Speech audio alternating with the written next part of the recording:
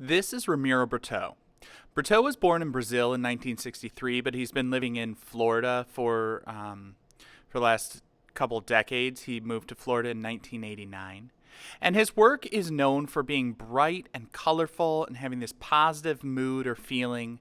It's kind of a mix of a few different styles. Most people would categorize this as pop art, but there's a little bit of a cubist influence as well because he simplifies the shapes and sort of has overlapping shapes and a fragmented composition in the cubist style, but at the same time, he's got the bright, bold colors and cartoonish subject matter that goes along with pop art. Now, for this week's project, we're going to make our own drawing in the style of Romero Britto. I'm going to say I want you to start off by drawing a cartoonish figure. I'm using the term figure kind of loosely here. Technically speaking, a lot of people would say figure in the art context means a picture of a person, but I'm going to say any sort of character would be okay, whether it's a person or an animal.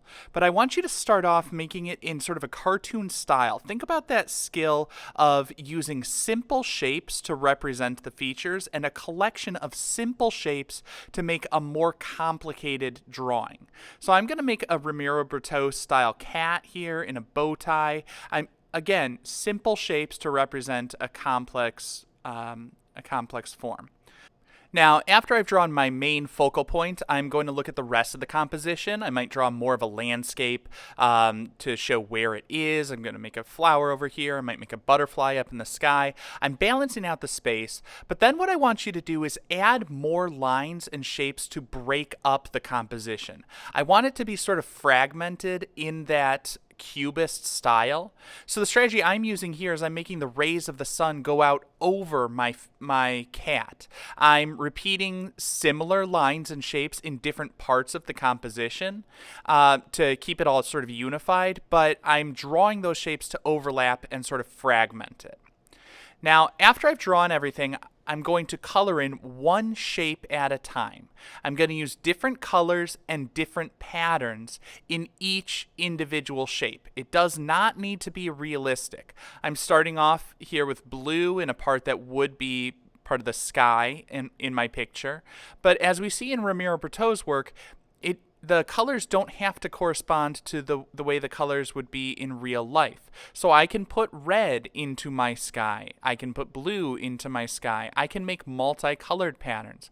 What I want you to do is think about variety, not just in terms of colors, but also how you can create more variety with the patterns by making rounded lines and straight lines and wavy and zigzag lines and dots, different shapes in your patterns.